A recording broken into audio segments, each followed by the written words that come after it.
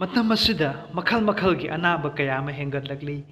Environment falaktaba, air pollution oirakpa, chanaba ensang napida, pesticides saiba, mayam asina hakchang asi nongma-nongmagi miyoiba ikhoida sokpa hengatlagli. Hakchang asi ka hena nungairakaba matam aduda hospital hana ui. Hospital da nurse leitaba haibasi upanbida hai pandabaga chap manai.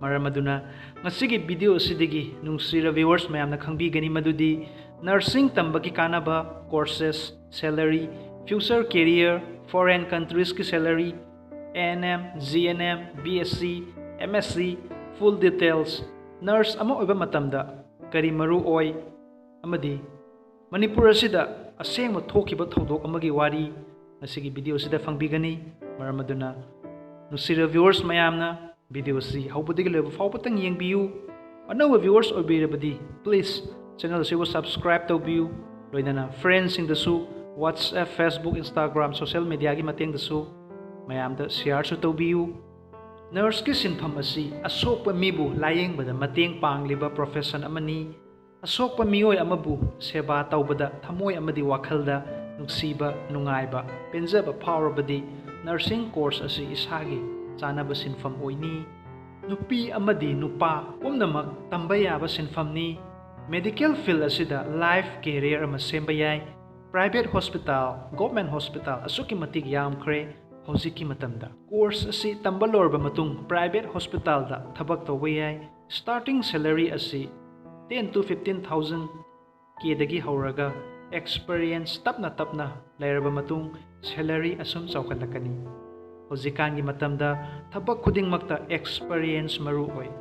Maram aduna tawriba private hospital adudagi experience certificate lauthokpiyo.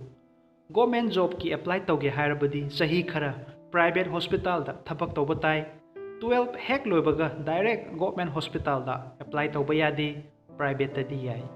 Isana lairiba mafam aduda registration tawraba matung sahi kharani leiraga government job ki post apply tawba yani karigumba outside India da thabak tawba pamlabadi online da apply tawba yai India gi salary dagi atopa country like Dubai, USA, Canada dana salary asi 3 times heli maramdi Indian currency dagi foreign countries na currency chawbagi ni courses makal gi course aikhoina nursing line asida tamba yai ahanbada ANM habidi auxiliary nurse and midwifery diploma asi tamge haina khanbirabadi minimum 40 to 50% oibatai class 10 natraga 12 arts or science stream animag yai minimum sahi asi 17 years maru oi maximum 35 years sahi anigi course ni amadi 6 months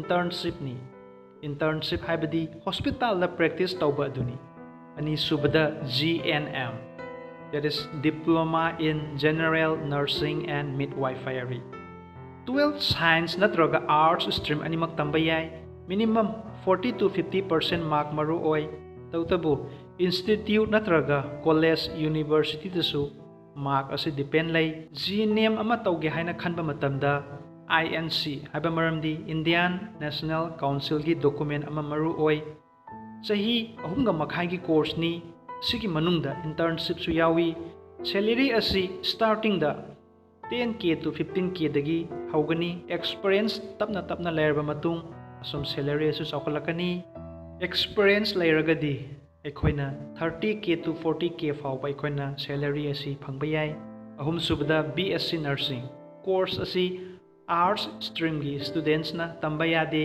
science students na physics chemistry biology da minimum 45% phangbo oigadabani course asi sahi mari ni BSc nursing complete course tamba lorba matung teaching gi sinfam da interest laibiragadi GNM students fawba takpa yai INC documents maru oi leprosy nursing cancer nursing TB nursing neurological and neuro nursing Operation Theater Technique Nursing, Ophthalmic Nursing, Community Health Nursing, sinfam mayam asi tawba yai.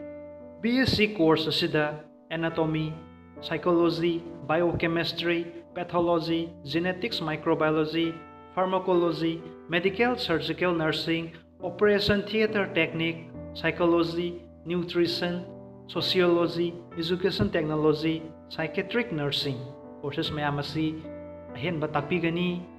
BSc nursing course tamba lorba matung kari mafamda job tauba yai hairagadi industries, defense, railway department, airport factories mayam asida tauba yai. Hospital khara mingoina palagadi Apollo, Fortis, Columbia Asia Hospital, Medanta, Max Healthcare, Manipal Hospital, Global Hospitals atay atay. BSc nursing loraga master oina taukhige haina khallagadi aikoina kari kari tauba yai madudi MSc nursing, MSc biotechnology, MSc neuroscience, MSc renal science and dialysis technology, MSc medical microbiology and biochemistry, MSc medical sociology. Course mayam asi aikoina makha tamthaba yai. Nurse nupa natraga nupi ama oibada kari magun chenba maru oi madudi ahanbada isana isabu nungsiba haiba maru oi. Anisubada matam pumnamakta saudana hotnaba tai. Saubadagi karamna control taugani madudi ayuk anganbada brain gi meditation tauba yai. Ahum subada isagi haksang fit oiba tai. Isa phatragadi mi atopa kamaina layengani adu oragadi yoga amadi exercise ki mateng tauba yai. Mari subada communication skills phaba maru oi. Anaba miyoi aduga wari watai sanaduna smiling face tauduna nariba miyoi aduda takpiba yai. Asina fai, asina fate haiduna. Nariba adu farani, karimata khanganu, asiguma wahai mayam asi sizinaduna. Nursing business idea. Male or female, nurse or matung isagi clinic natraga hospital hangba yai. Fangliba salary adudagi, saving khar tauraga, renta, clinic macha ama hangba yai. Private doctor hire tauba yai.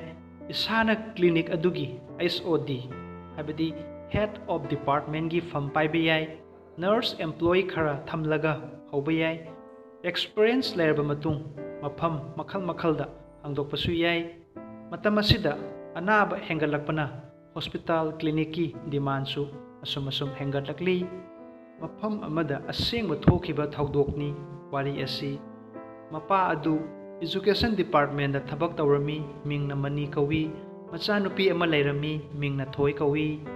Thoina hairami baba ai 12th exam pass tawre yamnasu harawe first division ne 70% yawe manina paukhum pirami pass pudi tawre haibabu percentage ase lekhreda mi machadi position lai haina su tai newspaper do su yawraklani hoi baba do ai medical line su yamna pame BSc nursing asi tamge mani yaroi B.Ed taw aduga oja oina ba ai khangnaba chanaba mayam am lei sel namsilaga oina bona duini Bangalore B.Ed ado tambagi flight ticket kadabne thoi B.Ed ti ai tamningde baba mioi ba magi seba tawbase ai di yamna nungaijai thamoina su penjai isagi apama tawhanbiyo imanabi silasu nursing tamgani ai khoi punna taminagi mani anga noina khangponte ne matam ase thabak phangdraba matamni noi tumin layu ko thoi gi wakhal da khanki aina B.Ed tawre khalase pass tawbusu ngamloi pass amuk tawranu babana amuk chairani pass tawre khalasi ojasu ore khalasi adusu aina pamdaba sinfam sangkhra punsi ase asum pamdana hingba taraba adugi mahut budi sibane hena fai imana amuk kamain tawba aina siki khongthang asi laururaga adubu pamdana hingba budi floor mathaktagi chongthabana hena fai adudagi thoi 5th floor dagi chongtharakpadagi laikhidre asumna malem asi thadoklaga chatki manigi wakhalda khanki sagi thoi nang ngasi tawribasibu karino isagi apamba thunghande haiduna bu asumna bu tawba hauna bro ngasi dina pabung ase amna pendre ngai pham khangdre sagi thoi amuktang di halakho sagi apamba do soi dan tawhalage thoi channel asina pizariba message asi students na asige khongthang asi lau haiba nachade mama mapa oiriba singna isagi apamba aningba adu tawhanbiu hojik thokliba thodok asi isagi ichada thokloi haiba leite ichagi apam pamda karino haibdu khangdokpiu adu kandada iramdam asi chawkhatpa awonba amadi sungsoi soidana porakani haina su khanjai Studentsingna India amadi abroadta medical line like MBBS or nursing tambiningba leiragadi screen da pizariba WhatsApp number asida text tawbirakpa yagani. Aihaki atopa YouTube channel RIKESH Technique asibusu mayamna yengbiyu amadi subscribe tawbiyu. Channel asidagi kanaraba biography wari story kaya ama fangbigani. Maram aduna nungsi reviewers mayamna support su tawbiyu. Loinana all bell button su nambiyu maramdi aihakna anoba video upload tawbo kuding sagi device ta hana fangbigani. Video si like tawbiramu loinana friends singda WhatsApp group, Facebook, Instagram, social media da angam mamakhay share su tawbiyu.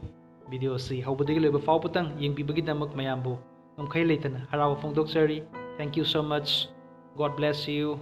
Bye bye.